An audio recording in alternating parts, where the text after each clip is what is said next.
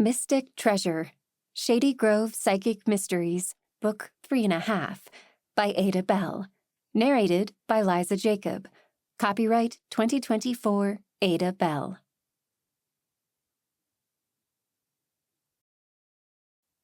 Chapter 1.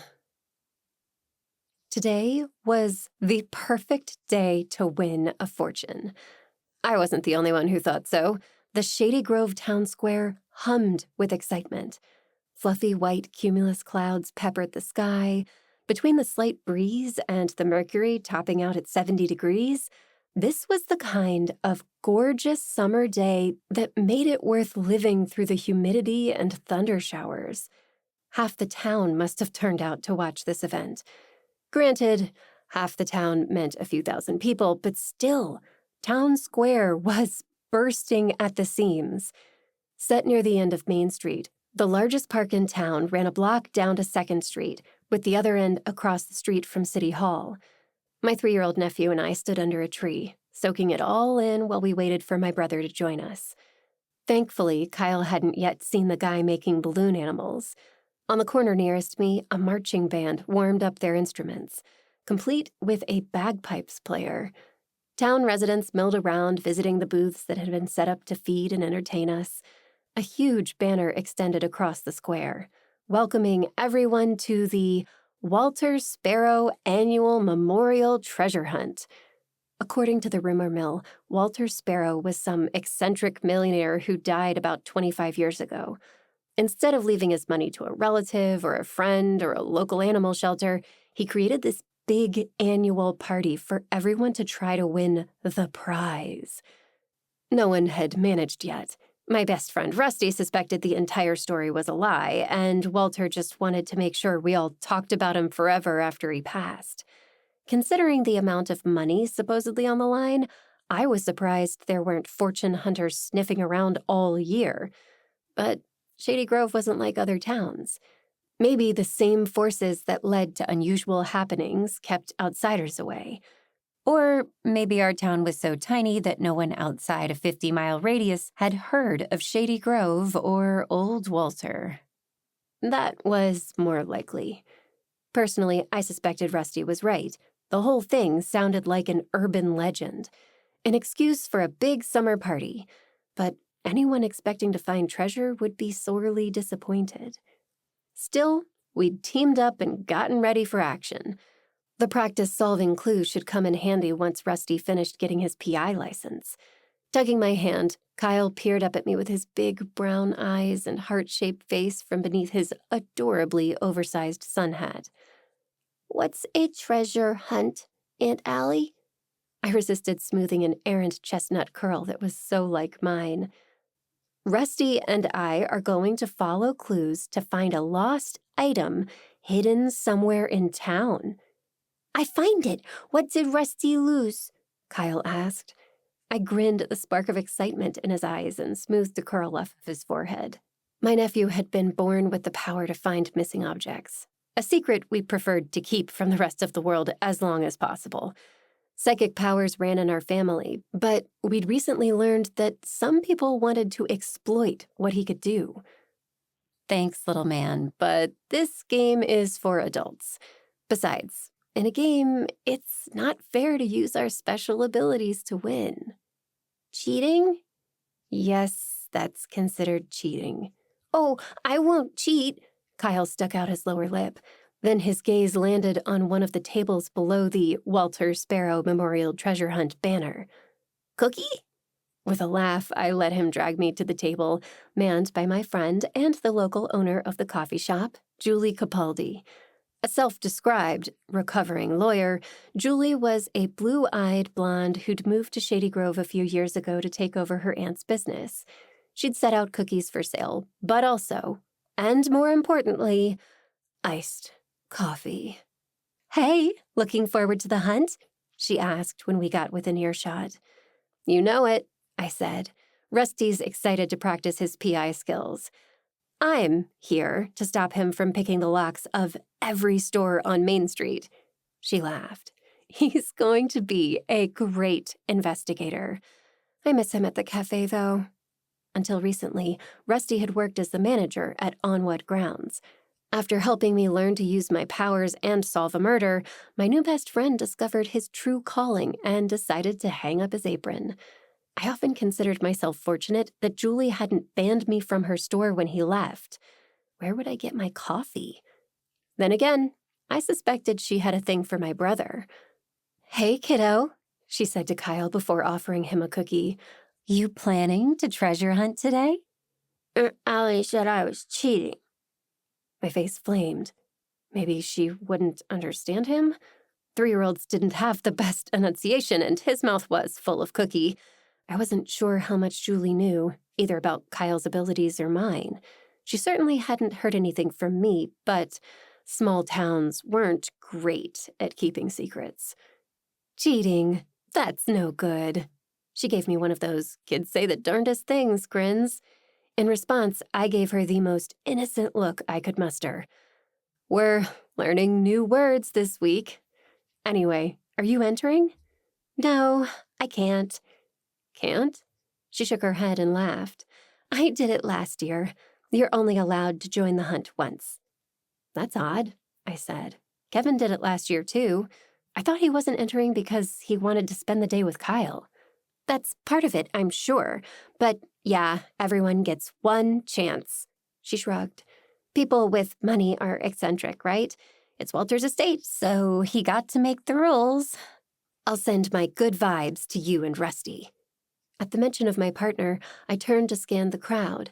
With the pre-hunt festivities drawing to an end, Town Square had cleared out somewhat.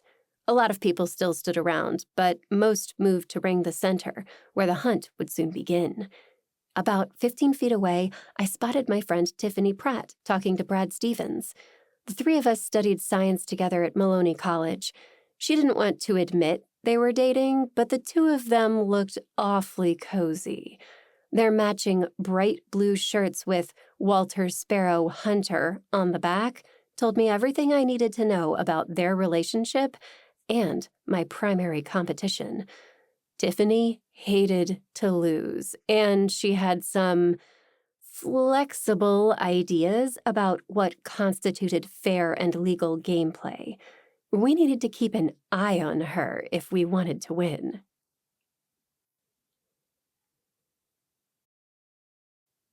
Chapter 2.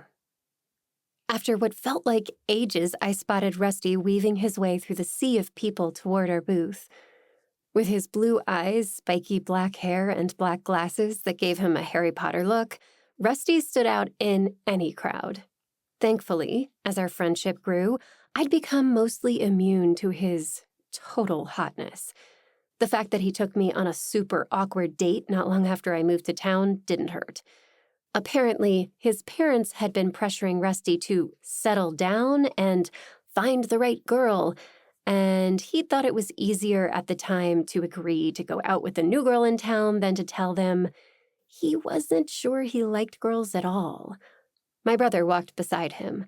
I heaved a sigh of relief.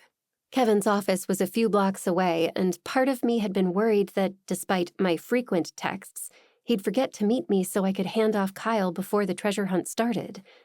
"Daddy!" Kyle raced toward him with a cry, leaping into my brother's arms. Kevin laughed and swung him around. "So much for worrying that he would want to stay with me for the big event," I said to Julie.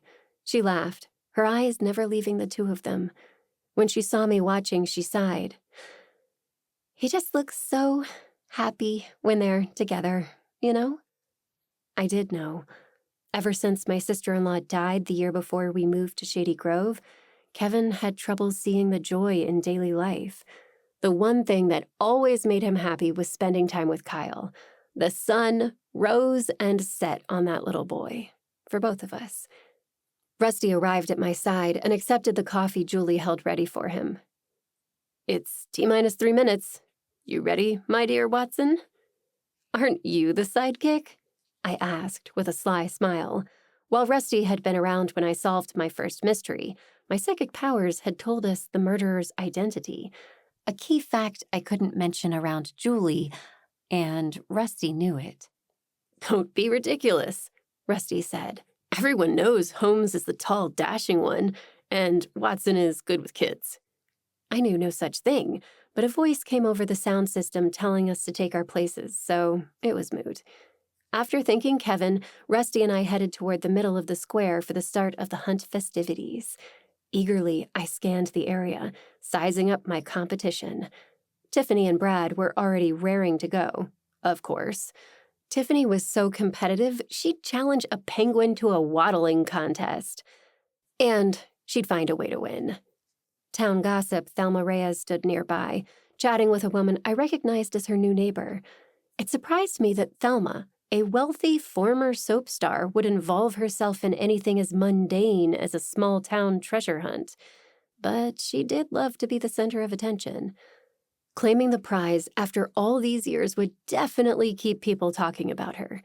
The third team was comprised of Amira Patel, the daughter of my next-door neighbors, and owners of the local magic shop, along with Julie's ex-boyfriend, Carlos. I didn't recognize the fourth team. 2 guys who looked about 50. Rusty said one of them was the town actuary/taxidermist. The only other person in town square was Mayor Bannister, who held a megaphone at the ready. An involuntary sound of disgust escaped me at the sight of her. Of course, the mayor usually presided over town activities, but I couldn't pretend to be happy to see her. Mayor Bannister always put a good face forward, and the town loved her. It was how she kept her job for so long. She was also a terrible person. Several months ago, she'd gotten Olive arrested on false murder charges solely to protect her approval rating. I'd managed to clear Olive's name by finding the real killer, but I'd never forgive the mayor for putting my boss in jail for something she didn't do. At the moment, none of that mattered. Mayor Bannister's role in the hunt, as far as I knew, extended no further than making some excited comments, handing out the first clue, and sending us on our way. Then, at the end of the day, we'd all return empty-handed and she would read a nice, "You did your best" speech. The sound of screeching feedback filled the air. Everyone winced and covered their ears. The piercing wail faded slowly, and Mayor Bannister's voice amplified over the town square. "Hello, everyone, and welcome to the 26th Annual Walter Sparrow Treasure Hunt." "Snipe hunt is more like it," Rusty muttered under his breath. I elbowed him gently. Even if he didn't think the treasure was real, we were here to have fun. The Walter Sparrow Treasure Hunt is a time-honored tradition here in Shady Grove. You'll be searching in 5 teams of 2 for a treasure chest hidden by town legend Walter Sparrow somewhere in town before his death. She paused ominously. I want to stress that the location is a huge secret. I don't even know where it is, and I know everything that goes on in this town. Inside the final chest, you'll find a deed to Walter's house. A house would be nice. I loved Kevin and Kyle, but I couldn't live with them forever. Walter had owned a massive old mansion sitting on the border between Shady Grove and the neighboring Willow Falls. The executor of Walter's estate had done basic upkeep on the property over the years, but it would still need some TLC. Luckily, the winner also got enough cash to fix the place up. Allegedly. As if reading my thoughts, Mayor Bannister continued. Over the years, scores of people have tried and failed. But never fear, no one will leave empty-handed. Everyone who participates will get a special thank you from me on behalf of the entire town. Spoiler alert, it's a cup of coffee and a fancy cupcake made by Julie. Rusty muttered. I helped her pack them up this morning. This time I stifled a laugh behind one hand. That makes it the first participation trophy anyone ever actually wanted. The mayor glared at us, but continued her explanation. No cell phones, they won't help you anyway, but all treasure hunters must turn in their phones before we begin. Walter Sparrow never dreamed of the day where all of the world's knowledge was in our pockets, and we aren't going to ruin his fun by allowing electronic devices. A flash of annoyance crossed Tiffany's face. She definitely must have thought her impressive Googling abilities would help with the hunt. She caught me looking and quickly pasted on a smile. Then she raised one hand. "Excuse me, Mrs. Maher?" "Ms. Maher, actually," she said sweetly. "Yes?" "When you say no cell phones, you just mean we can't use the internet, right? Because I need to be able to contact my father at all times, and the ADA says—" "I'm sorry, but the Americans with Disabilities Act doesn't apply to voluntary recreational activities, like this one," Mayor Bannister said. "If you're not able to turn in your phone, you won't be able to participate. Your teammate can continue without you, or your team will forfeit." Brad poked Tiffany and whispered something in her ear. I'd have bet the whole prize he was telling her about a second cell phone he'd stashed somewhere. Thelma raised her hand. "What's a cell phone, dear?" This time, I didn't try to contain my snort of laughter. Thelma may be a notorious gossip, but she could be pretty funny when her snarkiness was directed at someone else. "As I was saying, there are 3 clues to help you locate Walter's treasure," Mayor Bannister said, ignoring Thelma entirely. "Most of you should have no trouble reaching the first stop. No one has found the second." Tiffany's face grew even more determined. "I wouldn't have thought that possible." Mayor Bannister continued. "The first clue is on this sheet. When I say, go, each team will send one participant up to hand their phones to my assistant and claim their copy. You've got 3 hours for the hunt. At 1 o'clock, everyone meets back here for the town picnic. We hope to celebrate your victory at that time. Good luck, everyone." "We only get 3 hours to solve a puzzle that has stumped the town for more than 2 decades?" I asked. "No," Rusty said. "We get to wander around for 3 hours and test our brains, knowing we get free coffee at the end." "Don't forget the cupcake," I said. "That's the spirit." The sound of Tiffany's voice made me jump. I hadn't noticed her sneaking towards us. "You'll also be able to celebrate my victory when we all return." "I wouldn't dream of letting you win," I returned with a smile as sweet as sugar. "Everyone ready?" Mayor Bannister's voice once again cut through the air. "On the count of 3, come get your first clue. 1, 2, 3, go!" Tiffany bolted toward the mayor like it was a sprint, rather than a test of knowledge and deductive reasoning. Rusty took my offered phone, then followed at a more leisurely pace. He returned a minute later, skimming the page with a look of disgust on his face. "What's wrong?" "No wonder everyone figures out the first clue," he said. "Anyone who's spent any significant amount of time in the town should get this one." Instead of asking him to clarify, I held out my hand to read the page myself. "Where do you go when you need a sweet treat? Head to the spot where you'll find the best baked goods in Shady Grove. Don't show up too early. The owner's not a morning person."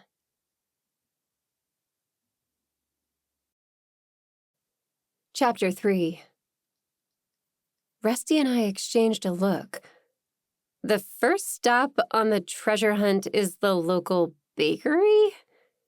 We had exactly 2 establishments in Shady Grove that potentially fit the bill. One was Julie's coffee shop, where Julie served a delicious assortment of scones, muffins, and cookies to supplement her coffee offerings, plus basic sandwiches the rest of the day. The other was Let's Bake a Deal, a traditional bakery that did everything from wedding cakes to gourmet Pop-Tarts. They were fabulous, by the way. "Well, Julie had me opening every morning at 5, Rusty said. "Unless things have changed drastically, that's not the answer." "Tony doesn't open until 10, I said, naming the bakery's owner. "Which happens to be when the hunt started." "Coincidence or design?" Rusty asked. "Possibly a lucky coincidence, but yeah, let's go." Together we turned from the green where the crowd still milled around and toward the bakery at the other end of Main Street. On the way, I took in the quaint street. marveling, as always, at the raised wooden sidewalks, the cobblestones in the road, which were actually really annoying to drive on and thankfully didn't extend far beyond Main Street, and the row of hanging wooden signs welcoming patrons. Main Street hadn't changed in over 100 years, and if I had my way, it never would. I loved the cozy feel of the wooden buildings, the striped awnings, the air of hominess that permeated everything. The fact that local zoning required every store to use a pun in their name was the icing on the cake.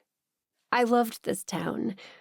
When we opened the front door of the bakery, the smell of chocolate and butter made my mouth water instantly. Tony made the best baked goods I'd ever had. If the treasure wasn't real, I'd love to know now so I could stay here for the rest of the day.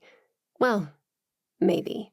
Tony, the owner of Let's Bake a Deal, may be the best baker in the world, but he was also quite the grump.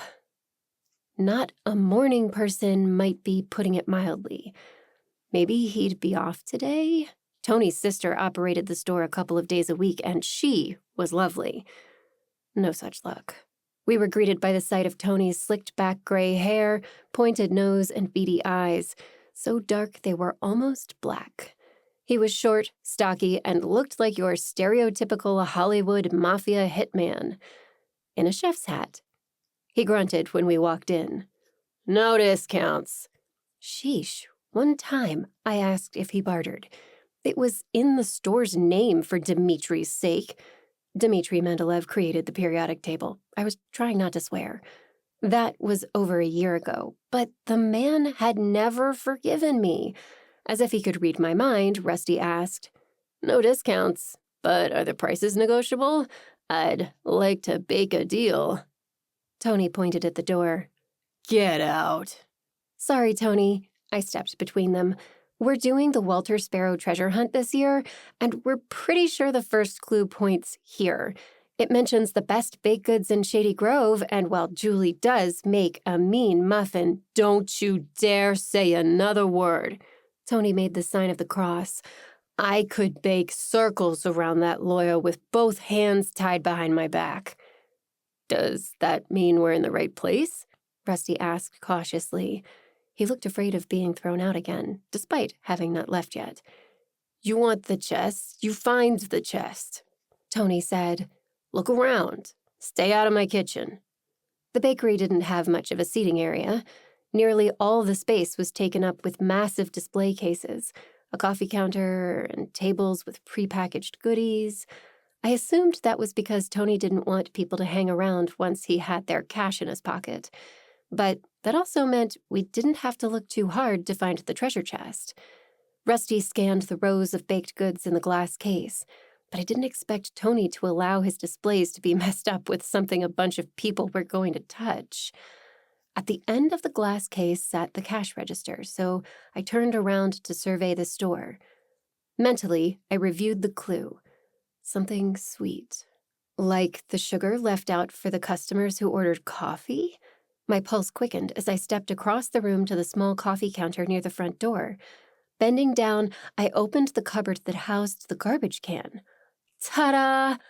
A small treasure chest sat in front of the plastic wastebasket. It was your basic small replica treasure chest, made of what had to be wood-grain plastic with gold-colored strips along the top and sides. A shiny gold lock on the front looked like it would typically have a padlock attached, but there wasn't one. The overall look was that of a cheap trinket, not something that potentially would make one of us a millionaire. A white sticker attached to the bottom that said WSTH told me we'd found the second clue. When I picked up the chest, my world tilted. The scent of lemon filled my nose. In the back of the bakery, Tony hummed a tune while pulling something out of the oven. The door banged shut. All of a sudden, I sat on the tile floor, looking up at the fluorescent lights. Rusty stood over me, holding the treasure chest out of my reach. "What happened? I smell lemon," I said, feeling a bit dizzy. "I yanked it out of your hands," he whispered. "The treasure hunters can't see you having a vision."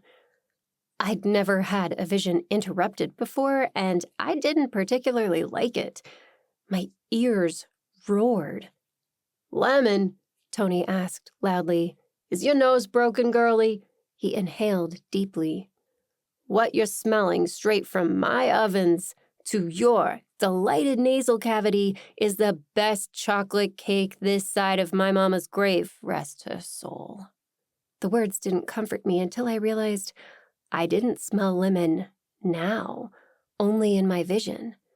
"What were you making earlier?" "Peanut butter cookies. Gotta have 'em out of the oven before the PTA comes in to complain. There's no lemon in my peanut butter cookies." He rolled his eyes. A timer dinged in the back. "Look, I gotta go. You want to buy something before you leave? I'll be back in 3. "He's so charming," Rusty said after Tony disappeared into the back. "I heard that," Tony called through the open doorway. "Come on," I said. "Let's read the second clue before we get chucked out of here. Also, before I eat half the store." With a flourish, Rusty opened the box and pulled out a small white card. His smile faded when he read it. "Seriously? Allie, what's going on?" Since I was still afraid to touch anything in this room, I motioned for him to read the card aloud. Clearing his throat, he said, "Where do you go when something is missing from your life? Pick up the pieces here. Find the treasure chest to pick up your next clue." "You're joking," I said. He shook his head. "I wish." The second clue led us directly to the store where I worked, and it wasn't even a puzzle. It basically just said where to go. How had no one ever claimed this prize?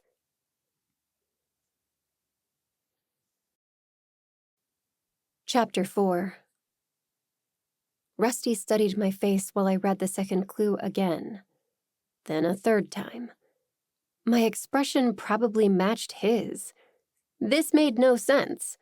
Missing Pieces, the antique store where I worked part-time, was on the other end of Main Street, just a couple of blocks past Town Square.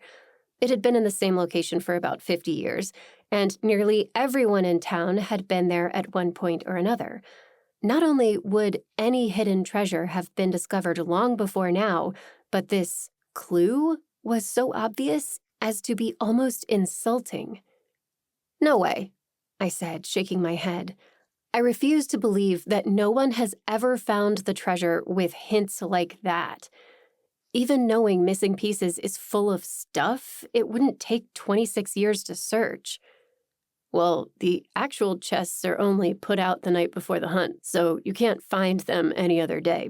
But still, either the clues get much harder fast, or there is no treasure. It's all a gag to get us visiting local businesses." "Bingo." Rusty made an exaggerated sweeping bow and pointed down Main Street. "Lead the way, m'lady." Darn it. I should have bought the cinnamon breakfast pastries before we left, I grumbled. On our way through Town Square, I stopped to see if any other contestants were around. Some of the teams should have shown up at Let's Bake a Deal, but at least 2 hadn't even left the starting area. Thelma was doing some kind of performance where the lawn met the sidewalk. She loved to entertain people, sure, but she appeared to be impersonating a mime. This seemed a strange time to do the invisible box routine, especially when Thelma prided herself on being a serious actress. Tiffany stared at the clue sheet she'd been given, looking oddly dazed. Amira and Carlos were nowhere to be seen. I thought I spotted the 4th team near Julie's coffee booth, but I didn't know either of them well enough to be sure. They might have already headed over to Main Street. Although her father worked for the Willow Falls PD and Tiffany spent more of her time there than in Shady Grove, she still knew where we all bought our baked goods. It should have taken her about 3 seconds to work out the solution to the first clue. And she was still reading the sheet. "What's wrong?" Rusty asked. "Why did you stop moving?" Until he spoke, I hadn't realized that I'd come to a halt. "I'm not sure yet, but look around." Something was off with the other contestants. I couldn't put my finger on it. As I gazed from one to the next, a flash of reddish blonde ponytail caught my eye. I spun around, but couldn't find the owner. Probably nothing, I told myself, just one of the mayor's many helpers. With a shrug, we continued to the place where I spent most of my time when I wasn't home or at school. Missing Pieces sat smack in the middle of Main Street, just waiting for people to wander in and find fabulous treasures looking for a forever home. As soon as I entered the store, my feet skidded to a halt. Exactly 2 people worked at Missing Pieces, including me. And the person standing behind the counter, digging through the shelves below the cash register, wasn't Olive. I gasped audibly at the sight of the woman with somewhat limp, shoulder-length, reddish-blonde hair who had no business at all where she was standing. Olive owned and operated the store, and she handled all the shifts I didn't. Literally, all of them. Since opening the store more than 20 years ago, Olive Green had employed exactly 1 person to work here. When you ran an antique store that used your psychic powers to pair objects with their true owners, you didn't want a lot of strangers running around messing things up. Olive's son, my new boyfriend Sam, had helped a bit when he was in high school, but no one else had set foot behind that register until the day several months ago when Olive's powers had told her that there was a new psychic in town. Me. Immediately, I was very suspicious. Olive hadn't mentioned a new employee, and this woman might be stealing from us. Before I could demand she get away from the register, the interloper looked up and met my brown eyes with her hazel ones. Her face broke into a warm smile that contrasted with the wariness in my eyes. "Good morning. You must be Allie. I'm Emma." I tilted my head at her cautiously. "How do you know my name?" "Olive told me her other employee was an adorable Anna Kendrick lookalike, which is 100% you." Rusty moved closer to me and murmured, "Do you need me to call Doug?" His boyfriend was one of the 2 full-time police officers employed by the town. Otherwise, we borrowed from Willow Falls when we needed help. "I think we'll be okay," I whispered back. "She works here, I think." To Emma, I said, "Olive gave you a job?" "She did. Once we finish my training, I'll be working when you're off, at least temporarily. Olive wants to take a long vacation." Rusty crossed his arms over his chest. "Olive never hires help." "Well, lucky me, she did now. I'm new in town, and I could really use the money." Emma laughed nervously. "She's in the back if you want to talk to her." New in town made sense since I'd never seen this woman before.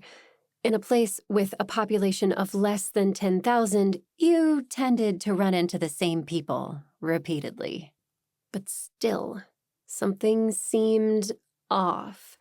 The dark circles under Emma's eyes and the way she slumped over the counter told me there was more to her story than she wanted us to know. I excused myself while Rusty and I went to find Olive. Our employees' area behind the store didn't have a ton of space. The main room was basically just a counter with a coffee maker, a door leading to the alley outside, and, more importantly, connecting us to on what grounds for when I needed a latte. An employee bathroom and a staircase up to the apartment Olive shared with her wife, Maria. The storage room was across from the bathroom. After noticing a ray of light peeking through the ajar door, I decided to start there. "Olive? Allie, I'm back here." "It's me and Rusty, if that's okay," I replied. "Sure, come in, come in." The term storage area was a bit of a misnomer. Olive sold a variety of antiques at Missing Pieces, most of which were out on the main floor. Back here, she kept special items that were not for sale to just anyone. My boss had a unique ability to match certain items with their intended owners. Sometimes she found items that triggered her ability without knowing who they belonged to yet. Those items lived here until the right person arrived to be reunited with them. That was how we met, actually. Olive's grandmother's ring sat in this room for decades until the morning of my 21st birthday.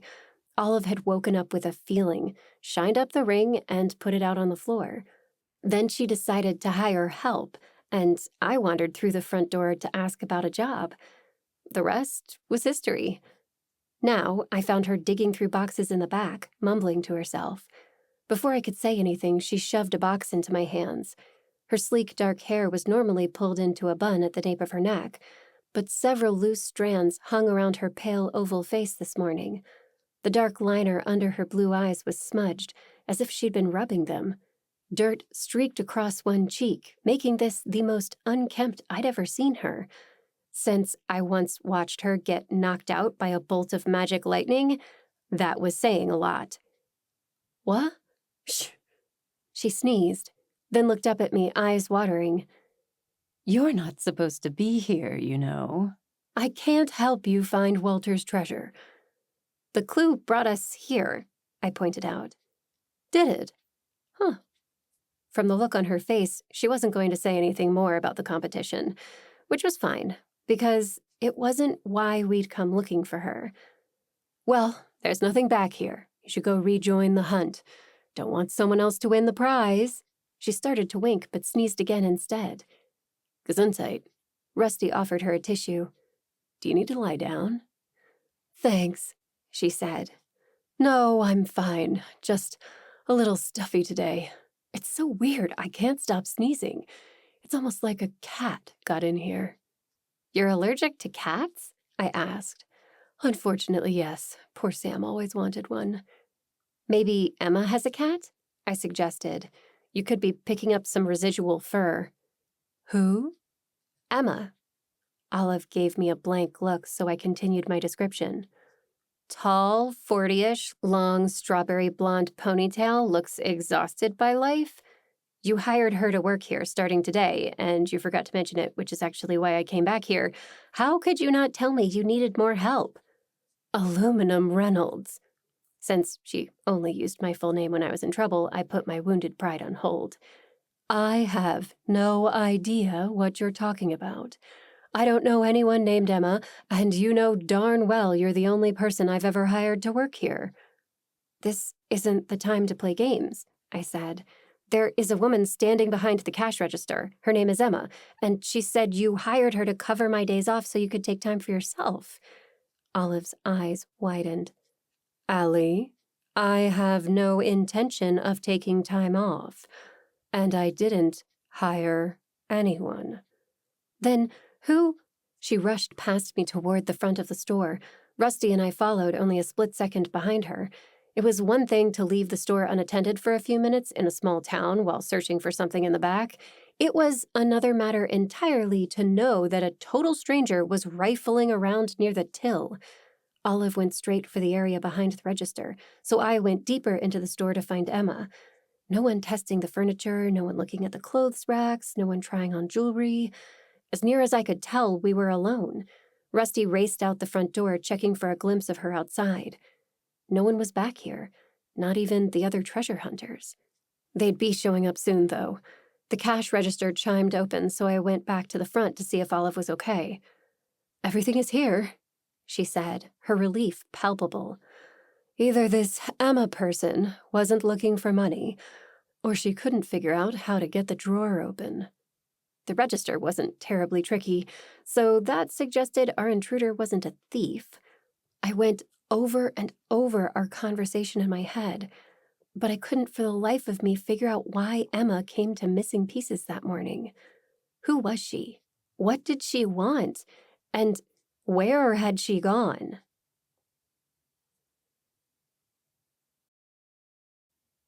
Chapter 5. For a long moment, the three of us stared at each other. Once we realized that Emma had snuck behind the register, poked around where she didn't belong, and then disappeared, I urged Olive to call the police. She demurred. "And tell them what? The store is a public place. Nothing appears to be missing." "She was impersonating an employee," I argued.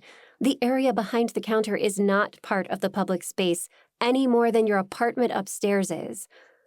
"Or she was lost or bored or confused," Olive said. "Didn't you say she seemed to be hard on her luck?" "Well, more like she'd been living in her car." "Her clothes were really wrinkled, too," Rusty added. "She definitely needed to make a date with an iron." Still, she knew exactly what to say to get me to trust her, I argued. Olive's hesitation made me wonder if she knew more than she was saying. Emma wasn't an employee, but who was she? Whoa, hold up, Rusty said loudly. I just had a thought. This is the second stop on a town-wide treasure hunt. There are 5 teams coming through here. What if she took the next clue? I am positive the clue hasn't been removed, Olive said. It's protected. That made me feel a little better. Emma wasn't going to ruin the event for the other participants. Speaking of, we needed to get back to the hunt, but there was one thing I wanted to try first. Switching tactics and moving behind the counter, I said, "At least let me see if I can get a vision of who she was and what she was doing here." Be my guest. Rusty piped up. Can I help?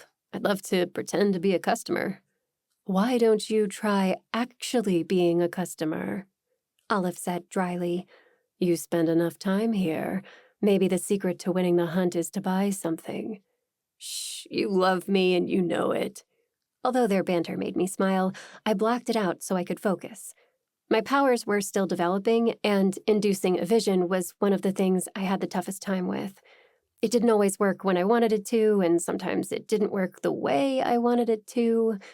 When I used an item, I might get a vision of a person handling it. The person I saw wasn't always the one who owned the item, and I couldn't choose what moment I saw in the object's history. At least, not yet. But I'd been practicing for months. Although Sam and I had both tried to convince Olive to upgrade, she still used the same ancient cash register as the day she first walked into Missing Pieces about 3 decades ago. Don't get me wrong, it was absolutely gorgeous. However, it wasn't the most advanced technology back in 1997 when Olive took over the store. At least, she had a credit card reader hooked up to Wi-Fi. Now, closing my eyes, I called up an image of Emma, the way she looked standing behind the register. I tried to remember what she was doing when I walked in, but she looked like any store employee. Then I placed my hands on the keys, reached deep down inside myself, and pressed enter. The cash drawer sprang open. I jumped. Rusty laughed. Well, that was anticlimactic. See anything? No. Darn it. I sighed heavily, then glanced at the grandfather clock near the entrance. We have to go. Please let us tell Doug what happened. Even if Olive didn't think Emma posed a threat, it couldn't hurt to have law enforcement on the lookout for her. He met my eyes over Olive's head and nodded to let me know that he was ignoring her protests and planning to tell Doug about Emma either way. As if she sensed our unspoken communication, Olive finally agreed.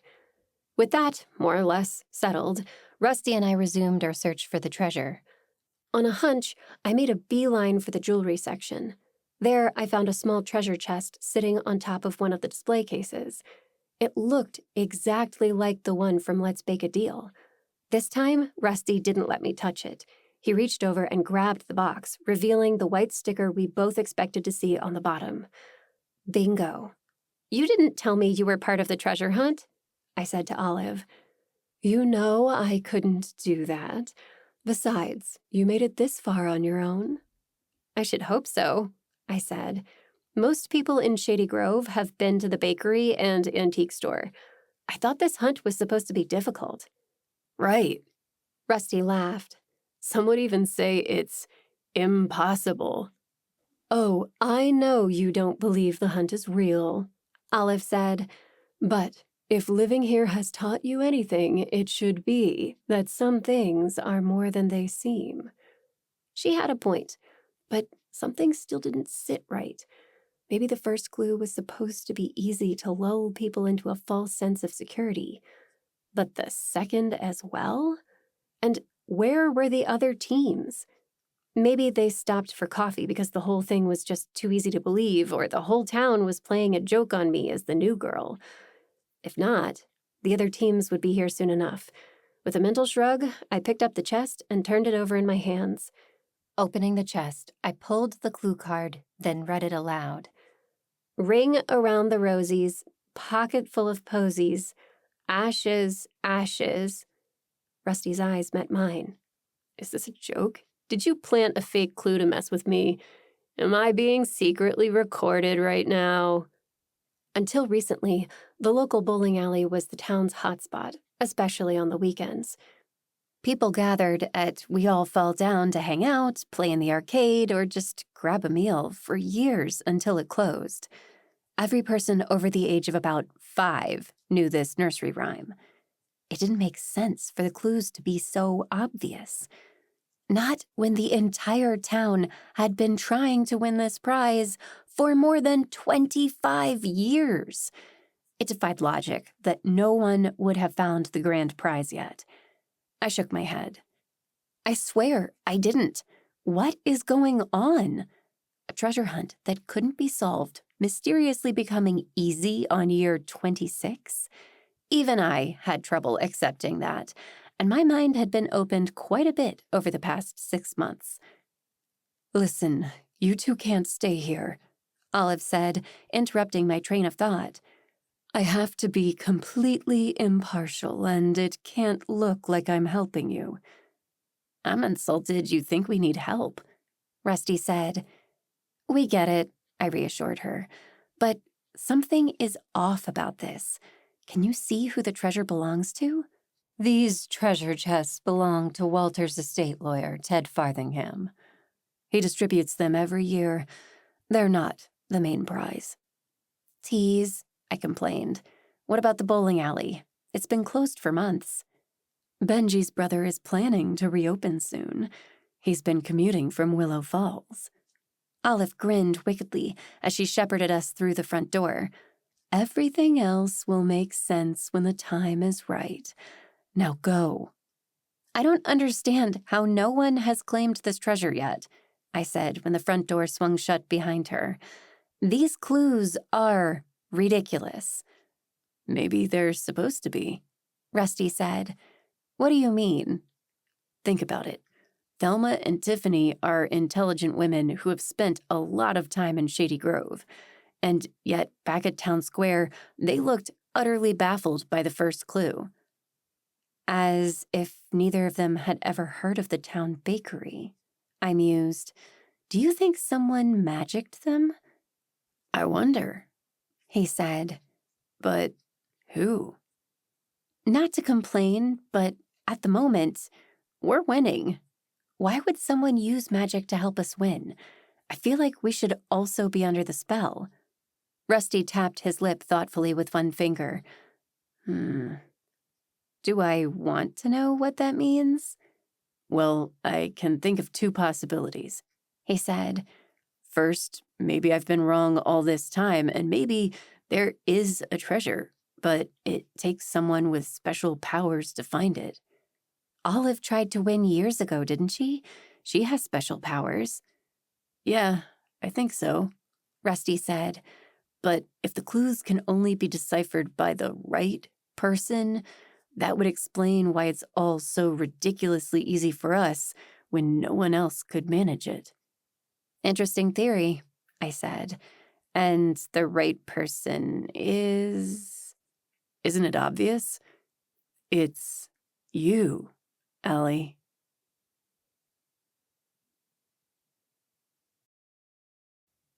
Chapter 6. Rusty's words hung in the air. It's you. The fact that it never occurred to me earlier surprised me. Now that he mentioned it, the idea made perfect sense. The clues could be impossible for a non-magic person to decipher, but I knew the answer to each instantly. There was only one small problem.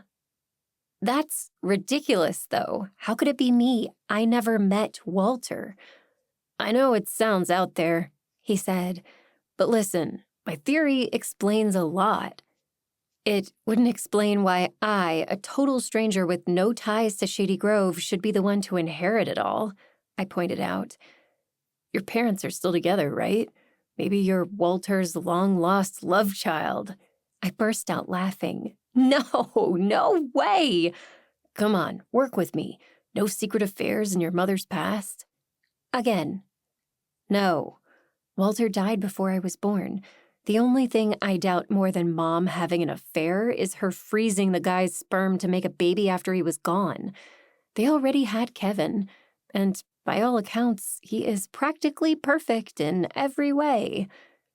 You make good points. Rusty rubbed his chin. Except your brother is not Mary Poppins. Did I mention that my mom never visited New York before Kevin moved here?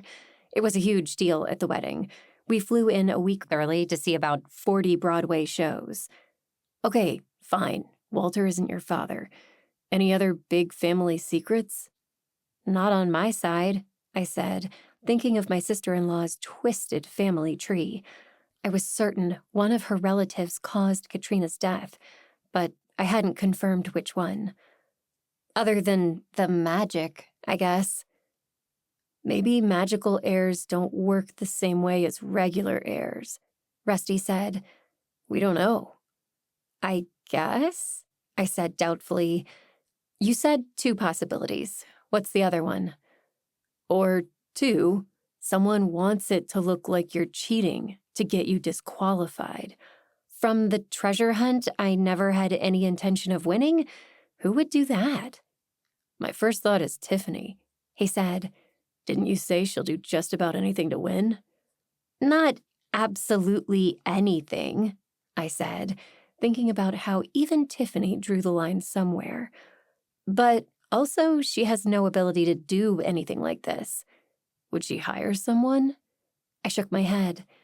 That's really not her style. Tiffany would want to win because she's the best, not because I got kicked out of the contest. If she were going to cheat, she'd do it in a way that bolstered her chances. That fits with what I know about her, but I wanted your opinion, Rusty said. Okay then, what magical person has it out for you? Anyone looking to lure you away to an unknown location so they can ambush you? For a long moment, I pondered the question before shaking my head. There are people who may have it out for me. Mayor Bannister, for one. Brad, if he's holding a grudge. Possibly a relative of someone I've put in jail, but none of those people, to my knowledge, would have magic. Mary has magic, but she's not here. Could she pull something like this off from a distance? I shrugged. My sister-in-law's sister was either locked up in the Shady Grove Rehabilitation Center or had skipped town and left a look-alike in her place.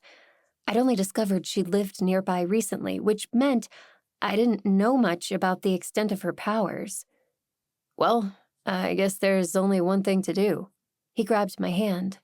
Let's finish this thing. Together, we headed toward the bowling alley. It wasn't far. Nothing was far in Shady Grove, and the temperature was still mild enough that I was comfortable in my capri yoga pants and t-shirt. Ordinarily, I'd be happy to stroll along, enjoying the weather, but Rusty had long legs and a mission. He dropped my hand after about 10 steps to move on ahead. My pace increased consistently while I complained under my breath that he was making our fun activity feel suspiciously like exercise. About 500 feet from missing pieces, I slammed into Rusty's back. Since the man was made of steel, he barely moved. Ow! My nose throbbed. What are you doing? Me? What are you doing? You can't stop dead when someone's following you. You could have broken my nose. Finally, he looked at me. Are you okay? Yeah, fine. What are you staring at? A clue, I think. He nodded toward a beat-up red Toyota parked about a half a block down the street. At this distance, I couldn't tell if the color was rust or paint, but either way, the vehicle looked like it wouldn't move without the help of a bulldozer. Do you know whose car that is? I asked. I don't, but it was idling outside on what grounds this morning? I saw it when I helped Julie load the pastries for her booth. I'm surprised you noticed. Rusty wasn't much of a car guy. The muffler was drowning out my Taylor Swift playlist, he said. That explained it. Did you see the driver? Not well, he said. Whoever it was wore huge sunglasses that covered half their face, and their hair was under a hat. Out-of-state plate, though. definitely the same car. A new car in town, a mysterious woman at missing pieces when she had no reason to be there, the same woman I could have sworn was nearby when we read the first clue. Rusty's instincts were usually spot on. Emma had no business being behind the counter at missing pieces, and she'd lied about Olive giving her a job. Even though Rusty couldn't identify the car's driver, I strongly suspected it was Emma. Only one way to know for sure. After glancing around to make sure no one was watching me, I strode toward the car as if I owned it. Then I reached into my pocket, pulled out my key fob, and held it to the driver's side door lock. It didn't come close to going in, so I held it to the lock instead, closed my eyes, and reached for my powers. Then I took a deep breath and pretended to turn the key as if unlocking the door. I sat behind the steering wheel, my hands clutching a furry blue cover with silver stars on it. Matching dice hung from the window. The car smelled like canned lemon, thanks to the plastic air freshener attached to the vents. Beside the road in front of me, a sign informed me that I was entering the town of Shady Grove, population 8,947. Signs directed me to continue heading north to Canada, east to Boston, or west to Syracuse. In the rearview mirror, hazel eyes gazed back at me under strawberry blonde eyebrows. A GPS stuck to the windshield depicted a map, pointing to a destination near Main Street. On the driver's seat beside me, I saw a brown leather backpack that had definitely seen better days. With one hand, I reached my arm for the bag. My world returned to normal, and the car swam back into focus. I'd known in my gut Who the owner of the car was. my vision only confirmed it. Who was Emma, if that was her real name, and what did she want?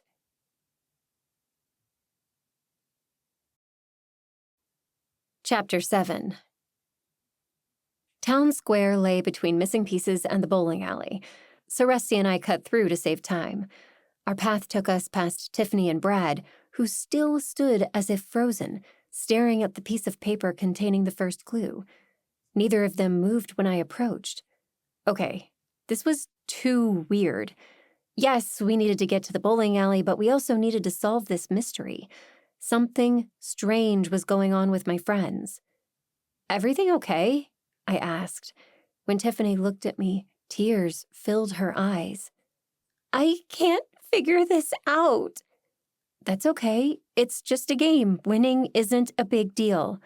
"It's like you don't even know me," she wailed. "Shh, it'll be okay, Tiff. That's not it," Brad said to me. "The words on the page keep moving." "What? It's a riddle. Not even a terribly difficult one if you know the town." "Yeah, it took 2 seconds," Rusty said. "Maybe for you." Brad turned the paper around and handed it to me. "What was in those cookies I ate earlier? I don't feel high, but this is bizarre." At the sight of the words shooting around the page, my brow furrowed. The letters mixed themselves up constantly. Rusty voiced my thoughts. "What's going on?" "Someone messed with the clue," Tiffany said. "Now we'll never win the hunt." Impulsively, I hugged her. "If it makes you feel any better, I don't think there's any way you were ever going to win." "How could that possibly make Tiffany, of all people, feel better?" Brad asked. I winced. He had a point. "I just meant, from what I've heard, this is an excuse to throw a big party. No one is ever supposed to win. You enter, you get a cupcake." This wasn't the time to tell them both that I suspected the right person, with the right supernatural abilities, was very likely going to walk away with the grand prize. Tiffany knew what I could do thanks to some sticky situations we'd gotten into, but she swore she'd never told Brad. "You're right," Tiffany sighed. "I got so excited thinking about that treasure. Solving unsolvable puzzles is totally my jam, you know?" I did know, so I reached over and squeezed her hand. "It's going to be okay. Element 1 is hydrogen, 2 is helium, she said instantly. For years, I'd recited the elements of the periodic table in my head when I got stressed. When Tiffany discovered my peculiarity and joined in, it cemented our friendship. Lithium, I said. Listen, I've got to go, but find me at the picnic later, okay? Sure. And good luck. The look on her face told me she suspected what I'd held back, but my secret was safe with her for now. With a final wave, Rusty and I continued toward the sidewalk on the far side of the park. 5 minutes later, we reached We All Fall Down. For about the 40th time that day, I reached for my phone to check the time. For about the 40th time, I remembered that I wouldn't have it until the hunt ended. The sun was pretty high in the sky, so it was probably around noon. With luck, we could get the clue and claim my treasure before my stomach started rumbling for lunch. Once upon a time, when you arrived at the local bowling alley, the large automatic glass doors in the front would slide open to greet you. Not today. The place had been closed ever since Rusty and I almost got murdered there, along with Julie and Carlos, which made it a weird place to hide a clue for the treasure hunt. Then again, if this was all set up 25 years ago, Walter couldn't have known what was going to happen. As badly as I never wanted to set foot in that building again, we didn't have a choice unless we wanted to abandon the hunt. If it was just a cheap prize, maybe. No way would I abandon a magical treasure including a mansion and a fortune, especially when it looked like someone wanted me to win. Rusty waved one arm in front of where the sensor for the door should be, then the other. Nothing happened. He jumped up and down a few times.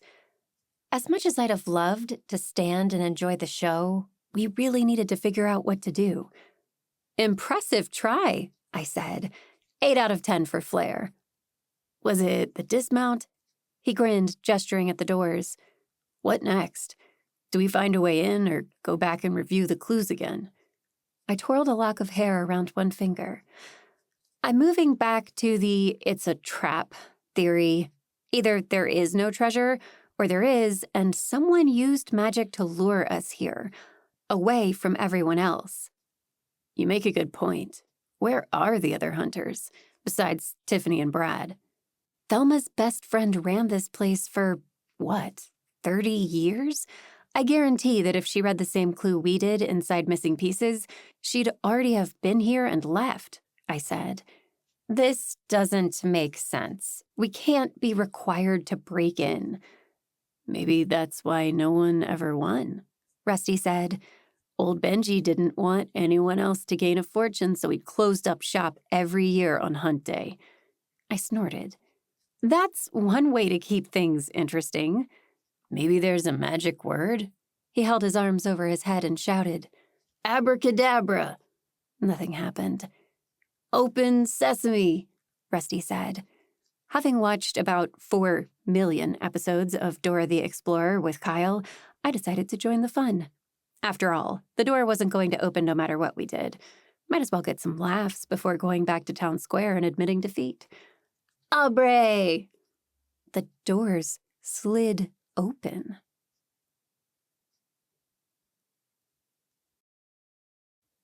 Chapter 8. For a long moment, Rusty and I stared into the dim lobby of the bowling alley, completely bamboozled. Nuh-uh. No way, I said. This makes no sense. It's got to be a trap. We almost died here once, Rusty. I'm not going in. Before he could respond, a disembodied voice boomed out of the darkness like it was the great and powerful Oz. Welcome. I have been waiting for you. My heart thudded in my chest. Element 10 was neon, like the lights on this place back in the day. Element 11 was sodium. Element 12 was magnesium. We were going to die. Rusty squeezed my hand as the voice spoke again.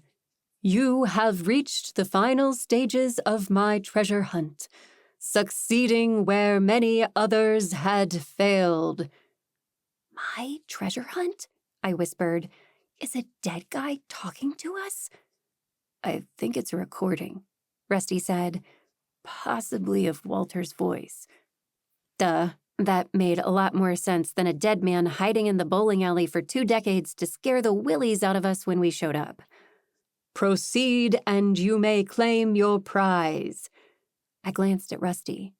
Proceed where? Where all the prizes are, I guess? He pointed across the lobby to the arcade entrance, which sat in the middle of the bowling alley. The ticket redemption booth is in the back. "Okay," I said. "We can do this. Together." "You know it. We're a good team."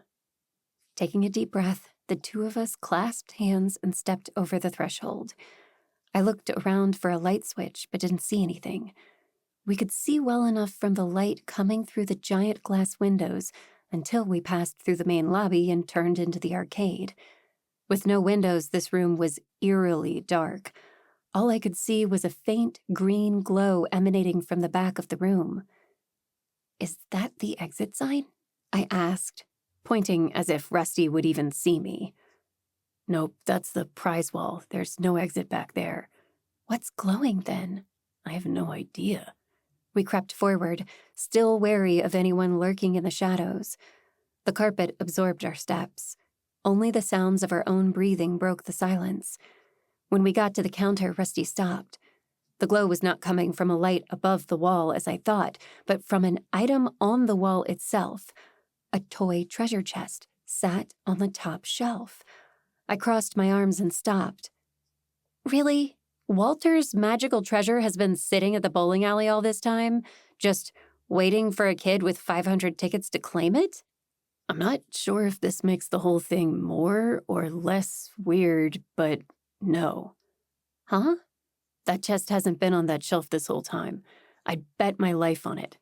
I spent a lot of time in this arcade back in high school, and then again in college when I had a thing for a girl who worked here. I was still figuring things out back then."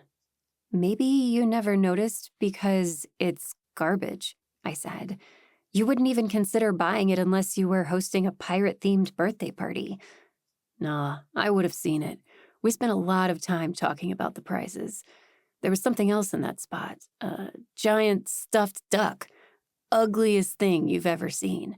Had a stain on one side. I always wondered why Benji didn't take it out. Now I think no one was supposed to buy it." "You think that was being used to hide the chest?" "Maybe it was the chest, enchanted. Either way, the prize is here now, and it's all ours. We've won it, fair and square."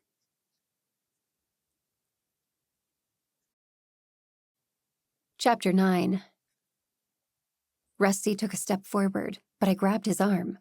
"Hold on a sec. This is too easy." "Are you having a vision?" Unfortunately, my powers didn't work that way. I couldn't even attempt to trigger a vision with the treasure chest without touching it.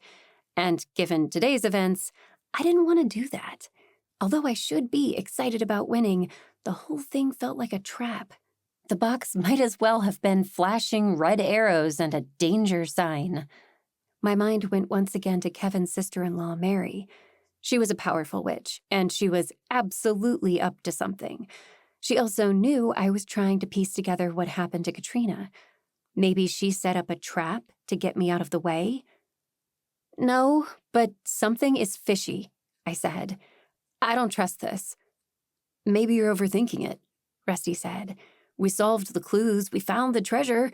What's wrong with that?" To start, there's Tiffany becoming unable to read all of a sudden when the hunt started, I asked. That girl has never gotten below an A in any class, and she declared at least 2 majors. "That's a valid point," he said slowly. "Also, Thelma was dancing in town square like she was stuck in quicksand." A light bulb clicked on. Like she couldn't leave. Every time she took a step forward, something pushed her back. Magic. "What about Amira? Was she stuck too? I didn't see her." Me neither. I pondered that briefly. Maybe she could leave when others couldn't because she's a witch? She's probably not far behind us. "Well, it is a magic treasure," Rusty said. "She's a magical person. If she's on her way, we need to wrap up our win." Before I could say anything else, he pulled his wallet out of his back pocket and hurled it at the chest. It landed perfectly on top. Nothing happened. No zap of lightning, no earth opening up. Nice throw. Thanks. He smiled modestly. If the box is booby-trapped, it's not set to go off when you touch it. Do you think you can probe it with your powers? I shook my head. I could pick it up and see what happens, but I'm not strong enough to call the visions I want. I might see Walter's lawyer putting the deed in the box and placing it here, or nothing at all. You saw what happened at Tony's. I had a random vision of lemonade or something. Yeah, you're right. He sighed, but then a big smile crossed his face. Hold up. Think about this. Allie, we won. My breath hitched in my throat as the significance of his words settled in. The prize for this hunt was a treasure rumored to be worth millions of dollars. Rusty and I had run all over town solving these clues. Now we'd found the final treasure chest. It had to be. None of the other chests glowed. This wasn't a trap. This was real. All the clues lined up, and here we were. I really was Walter's magical heir. Taking a deep breath, I reached up and slid the box from the shelf. Then the glowing stopped, plunging us into darkness. Of all the times not to have a phone, I grumbled. The flashlight was quite possibly my most used app, except for words with friends. Tiffany and I had a long-standing grudge match going. Here, take my hand, Rusty said. I'll lead us to the front. Just don't walk me into any arcade games so you can make off with my treasure. My voice quivered, belaying my fear. When we finally stepped into the brightness of the full bowling alley, I exhaled about 40 pounds of stress. We were okay. We'd really found the treasure chest, or we'd found a box. Now to figure out what it was. At first glance, there was no obvious way to open it. Most treasure chests I'd seen, including the ones holding the other clues, had some kind of lock on the front. This one had a flat surface all the way around. Turning it over, I realized that I didn't even see a hinge. My fingers prodded and probed, but no hidden catches sprang open. Was it solid? Maybe we're supposed to smash it open? Rusty asked, seeing the expression on my face. That seems a bit extreme, I said. Let's take it to Olive. She can let us know if the chest is even what we think. Maybe it's, 3 pounds of candy? Rusty gave me a look. Don't be ridiculous. We don't know that we've reached the end of the hunt. What if old Walt left a bunch of these around town and the final clue is inside? We need to open the box. I hesitated. But at the end of the day, this was a contest. It couldn't have been Walter's intent that whoever found his treasure chest would go to a psychic before opening it. What do you feel when you hold it? Closing my eyes, I reached for the box with my power. The now familiar tingle of energy buzzed around my hands where we were connected. Then my power slid over the box, off the other side. Confused, I opened my eyes. Nothing. No vision of moving my stuff into the owner's suite of a mansion? I bumped him with one hip. You wish. If my powers get us the house, I'm taking the biggest bedroom. Nope. Bigger wardrobe, bigger closet. Here, let me see. He held his hands out, just as a part of me was marveling that he'd given up his idea of smashing the box open too easily. Before the thought even completed itself, Rusty raised the box over his head and threw it at the ground with all his might. It bounced. The box rolled over, falling on one side, but remained closed. I walked over and picked it up, turning it over in my hand. It wasn't even dented. Huh. Clearly, I need to hit the gym. Not enough force. Got any better ideas? I asked. Well, we are at a bowling alley. He picked up a ball off one of the shelves, tested it in his hands for a minute, and then tried another. 16 pounds should be enough. This seemed like a bad idea, but, we had to get the box open somehow. The other treasure hunters could be here soon, and we needed to cement our claim to the prize. I carried the chest to the area where people bowled so we wouldn't put a hole in the regular floor. Rusty followed, holding the ball between both hands. He took a deep breath, lifting it over his head. With a loud grunt, Rusty smashed the ball down on the box. Something popped. Smoke filled the air. I blinked furiously. When my vision cleared, Rusty stood next to the box, holding a feather. The red ball had vanished. When he realized what had happened, he jumped back, shaking furiously to detach the feather from his fingers. I doubled over at the total astonishment on his face. "See what happens when you don't listen to me?" "What if we put it through the ball chute?" he asked. "Put it at the end and roll a ball into it." "Well, first, any ball I roll down the aisle, lane." "What?" "It's a lane, not an aisle." Clearly, bowling wasn't my thing. "Sorry, anything I roll down the lane isn't likely to hit whatever I want it to. You're not much better at bowling if I recall correctly. And also, I think the box doesn't like you." "Come on, just let me try." "What if you smash it inside the ball-spitting thingamajig? How would we get the treasure out?" His face flushed. "Magic?" I just looked at him. "Fine, you're right. Smashing it isn't the answer." "I don't want to destroy the contents or a clue that will take us further if we're not at the end," I said. It never occurred to me that the box might be indestructible. "Well, now we know." Leaning over, he picked up the box and examined it again.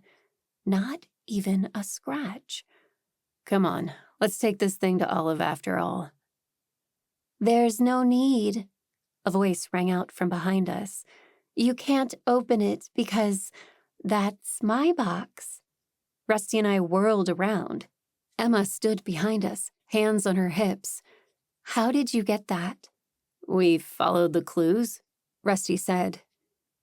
"More importantly, what are you doing here?" I asked. "You're not even from New York." "About a month ago, my life in Denver fell apart. I realized that the best thing I could do was to get out of town. Since then, I've been driving around, following my instincts, picking up jobs here and there to get by. The other day, I realized that slowly but steadily, I'd been making my way to upstate New York." "Why didn't you turn south?" Rusty asked. "If you're starting over, the city is the way to go." She shrugged. "I thought so too, but my gut brought me here. Something told me Shady Grove is where I need to be, and that today was the day to get here." "But why?" I asked. "You weren't even participating in the treasure hunt." "Sure I was," Emma said. "You just didn't know it. I won. Give me the box and I'll be on my way." "It's not your box," Rusty insisted. "It's Allie's." I opened my mouth to speak, but no sound came out. My instinct was to yank the box toward me to protect it, but I couldn't move. "There's a very easy way to settle this." Crossing the room, Emma put one hand on either side of the box. The top sprang open. Rusty gasped.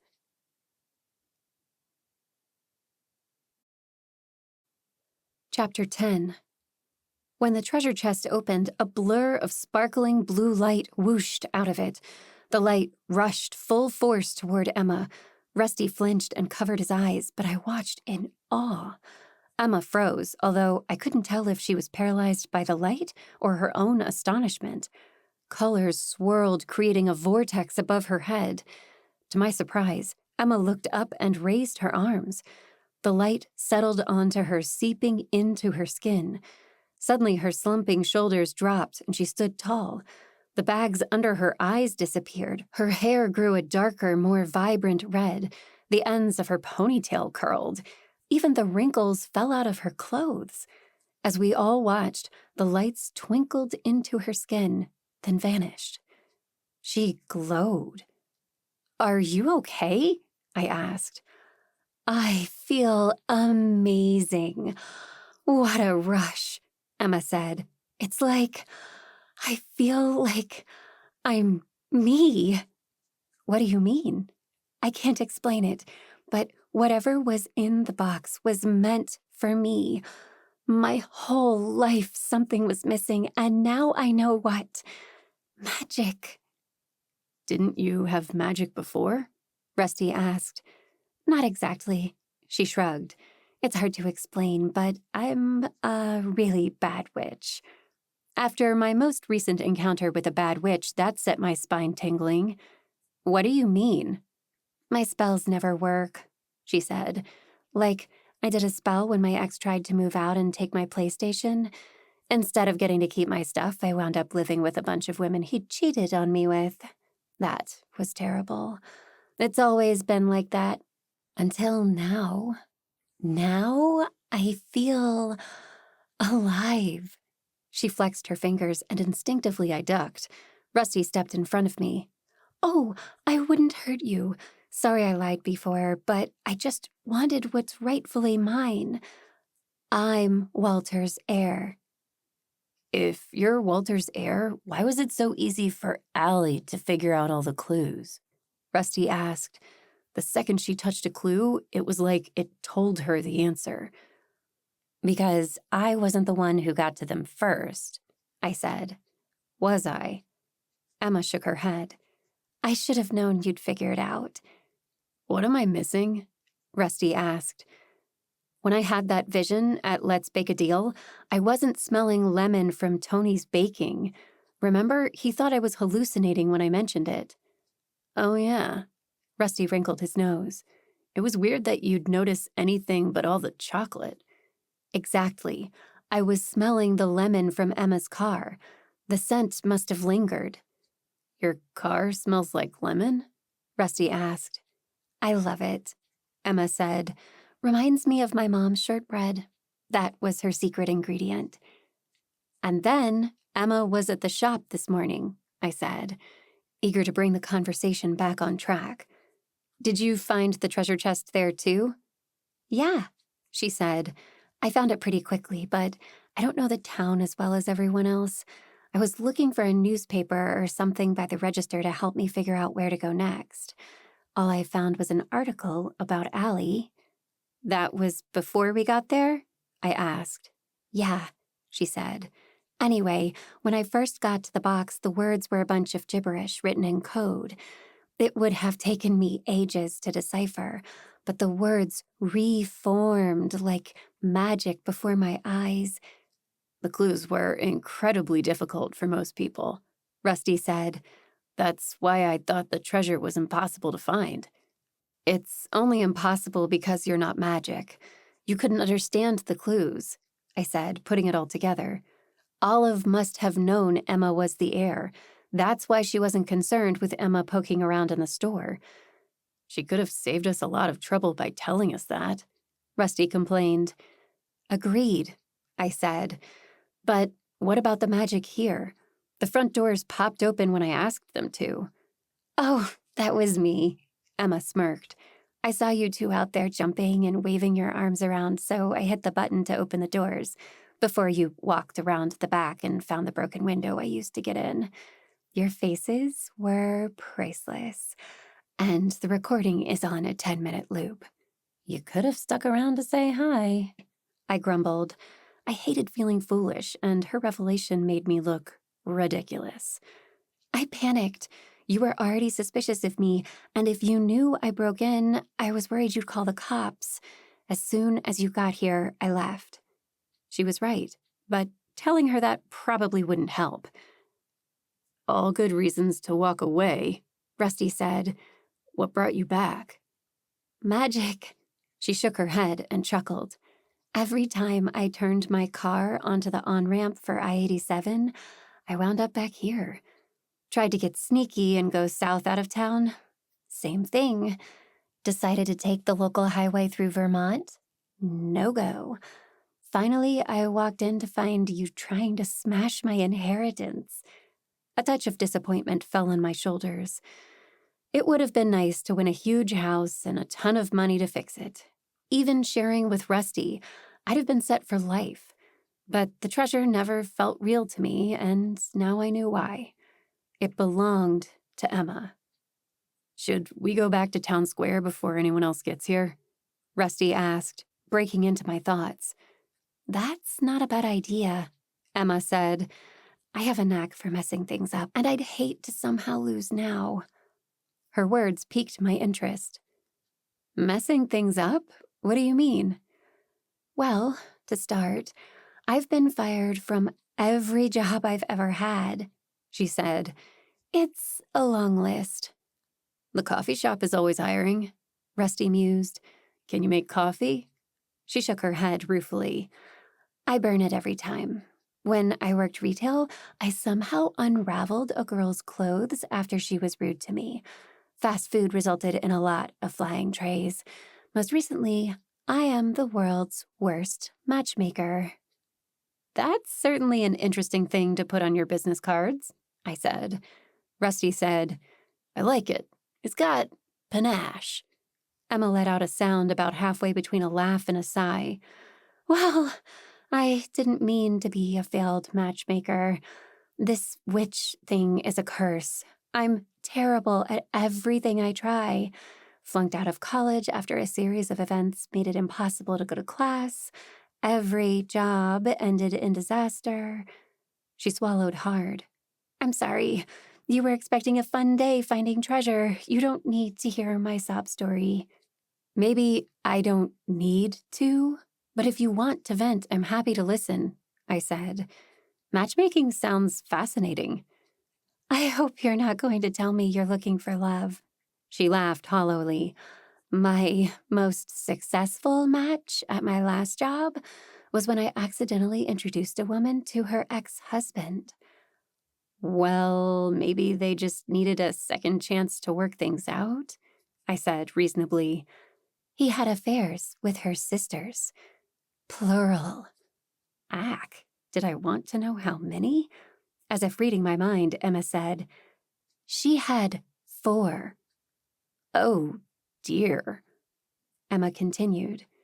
I also set one man up with the guy who had sued him after a car accident, and another man with a girl who stole his identity. Ouch. I thought for a minute. Did you ever consider that matchmaking isn't what you're supposed to be doing? You think? The sarcastic smile and twinkle in her eyes told me Emma wasn't really upset. No, I mean, every couple you set up had conflict in their past. Maybe you were supposed to put them in a room together, just not for love. What if they had unfinished business? Emma rolled this over, tapping her finger against her lips for a long moment. Allie, you may be onto something there.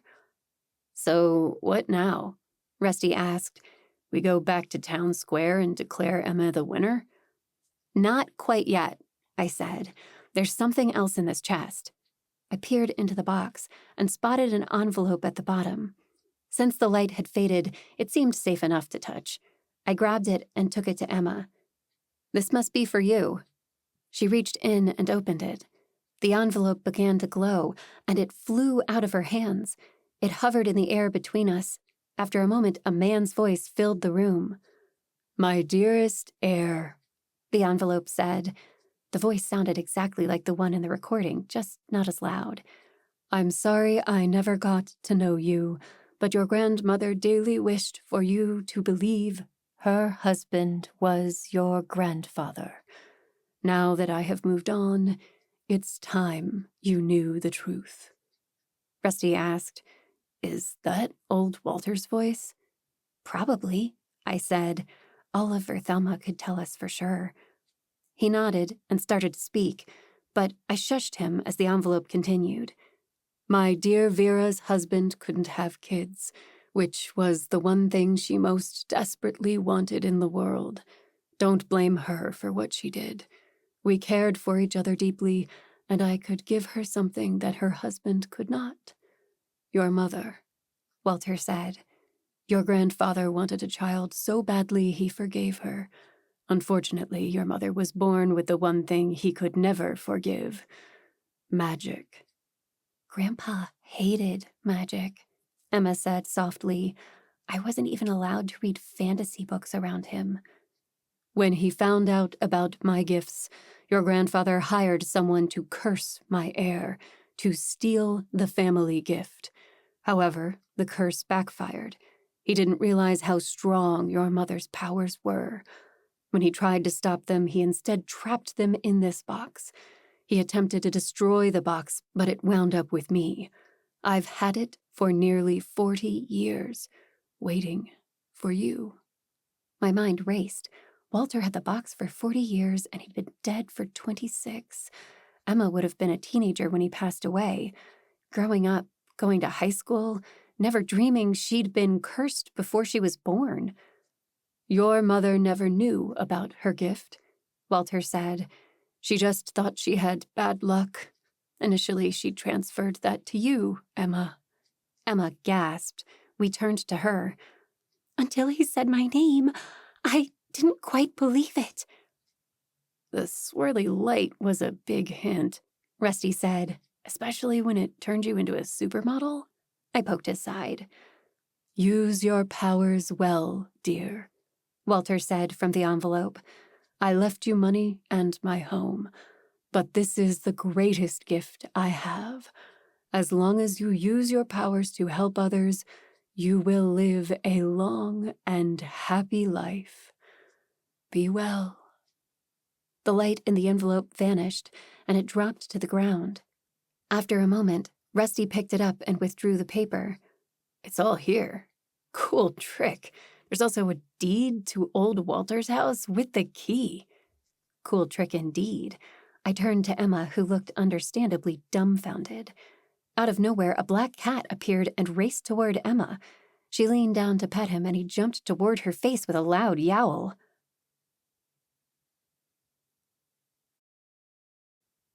Chapter 11. When the black cat attacked Emma, I screamed. She froze. Rusty jumped so hard, a bowling ball fell off the shelves behind us when he landed. The cat landed on top of Emma's head. She tried to look at him, rolling her eyes upward without moving her head. Emma, do not move, Rusty said. What do we do? I struggled to keep my voice low. The cat meowed twice, then again. Good kitty, I murmured. The cat stepped down off Emma's shoulder and started sniffing her ear. What is happening? Rusty asked. Hold on, she said as the cat made some soft sounds. Everything is okay, I think. Okay? A random cat just ran into a building that's been abandoned for the past 6 months and attacked you, I pointed out. Someone should call animal control. Yeah, he could be feral, Rusty said. The cat nuzzled Emma's neck and she giggled. Pink's not feral. He's just excited to meet me. I looked at the coal-colored feline. He meowed his agreement with her words. Did you just call that cat Pink? And how do you know it's a he? That's his name, she said. Now hold on a sec. I can't concentrate with everyone talking at once. My eyes widened. You can understand him? She nodded. Well, sort of. I hear him speaking words, not meows. I don't think it's English, but I know what he's saying. I realize that sounds unbelievable. You'd be amazed at the unbelievable things we've encountered this year, I said. Many of them today, Rusty added. Most turned out to be true, I finished. The cat meowed again, more insistently. Hold on, Emma said. Pink wants to tell us something. Stop. Is his name really Pink? Rusty asked. That cat is black. The cat wrinkled his nose before meowing a response. Unfortunately, it is Pink. Walter was a big fan of 90s music, although I told him he was much too old to listen to pop. Pink defies genre, Rusty said. At the same moment, I said, You're never too old to listen to whatever you enjoy. Guys! Emma held her hands out in the stop sign gesture. Can we focus? Pink, what are you doing here? Are you a wizard trapped in a cat's body? No, I'm a cat, Emma translated. I'm from Belgium. I speak Dutch English and French. My great-great-great-grandfather was Walter's cat. Now that we have found Walter's heir, I am yours. I'm here to assist as you fulfill your life's plan." "Well, that will be thrilling for you," Emma said. "You're going to help me watch Netflix and eat ice cream?" "Your life will be far more than that now," Pink said through Emma. "You must use your magical gifts to help others. It is Walter's legacy." She shook her head emphatically. "No way. Every time I try to help someone, I make things worse. Some things are more than they seem." "Is that cat related to Olive?" I asked. She said the same thing earlier. "Maybe if you're named after a color, you have to use weird platitudes," Rusty said. "Guys," Emma sounded more and more like my mom with every passing minute. My cheeks grew warm. After we apologized, she addressed the cat. "What do you mean? Are you saying I'm not a witch?" "That is all I can tell you for now." Emma had barely finished translating when the cat leapt down and began taking a bath. If there was a clearer way to signal the end of the conversation, I didn't know what it might be. "Huh," Emma said. "So that just happened?" "It did. How do you feel?" I asked. "Obviously she feels loaded," Rusty said. Emma laughed. "Thanks. I needed that. Mostly, I'm confused." "I'd be confused too," Rusty said. "You just got a lot of information from a magical Belgian cat." "This is amazing news," I said. "You've got a fortune, you've got a house, you've got a plan now." "Do I?" She shook her head. "How am I supposed to use my gift to help others? Everything I've ever tried has failed spectacularly. I certainly can't go back to being a matchmaker." "You never know," I said. "You were only at partial strength. Matchmaking could work now." She shook her head. "That doesn't feel right. I think you were more on track with that unfinished business thing you mentioned." "Maybe you'll have more of an idea once we see the mansion," I said. Even though I wouldn't be living there, it would still be cool to check out Walter's house. "We?" she asked. "Of course." Rusty linked one elbow with each of us. "You didn't think you'd get rid of us now, did you?" "I can't believe I have a home here. And friends. Actual friends." Emma grinned broadly. "Looks like I'll be staying a while."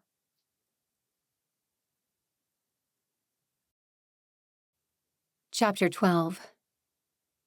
Before going to check out Walter's house, we decided to detour through Town Square one more time.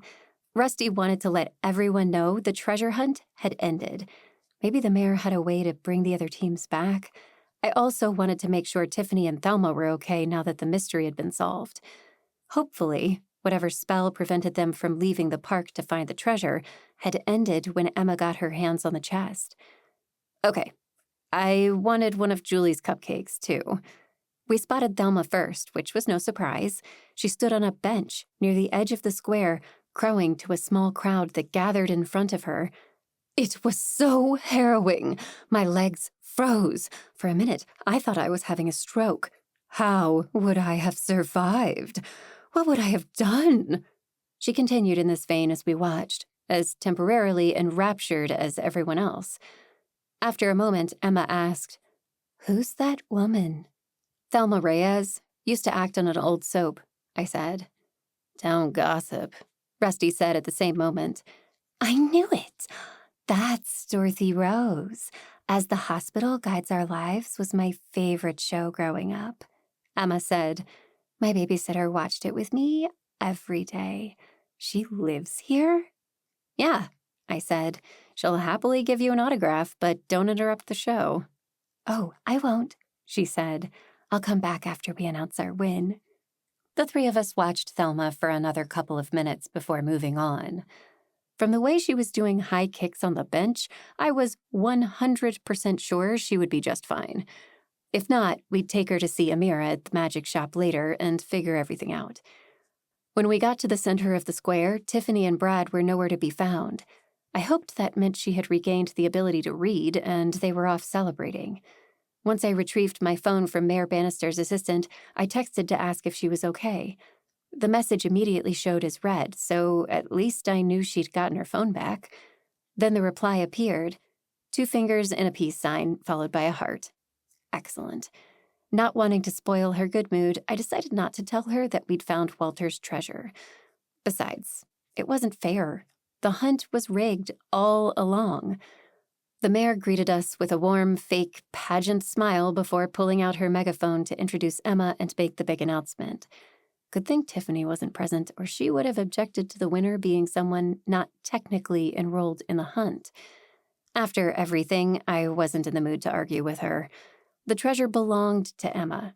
Neither Rusty nor I had any desire to steal her legacy, although she insisted we share the credit for solving the clues.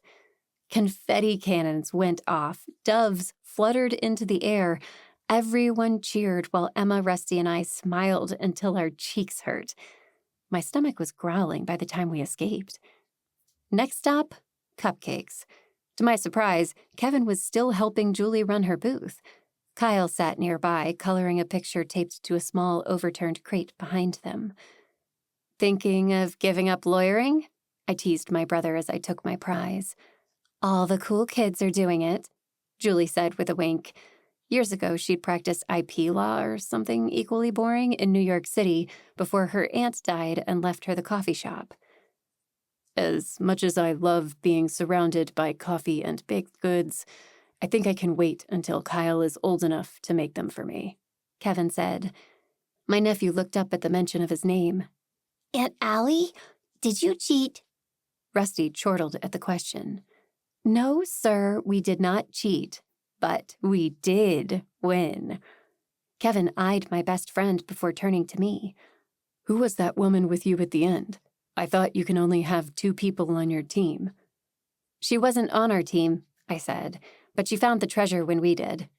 Pulling him aside, I quickly told my brother all about Emma, speaking under my breath so no one else overheard the part about her magic. Then, finally, it was time to head home. Kevin wanted to stay and help Julie a bit longer, so I offered to take Kyle with me. More than once, I'd suspected something brewing between the two of them. The least I could do was give them some time alone.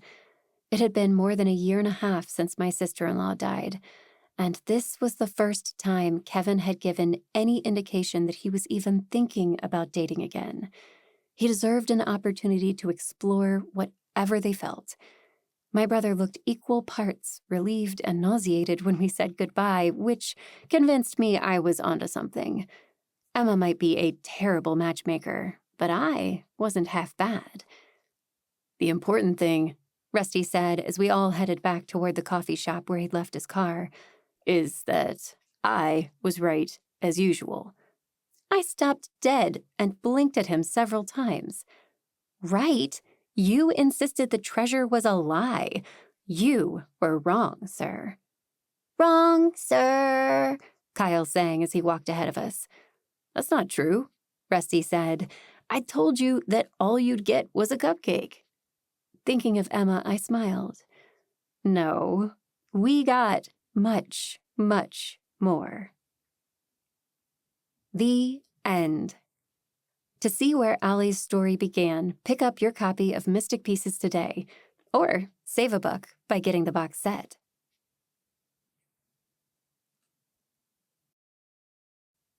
This has been a production of Mystic Treasure, Shady Grove Psychic Mysteries, Book 3.5, by Ada Bell, narrated by Liza Jacob. Copyright 2024 Ada Bell, all rights reserved.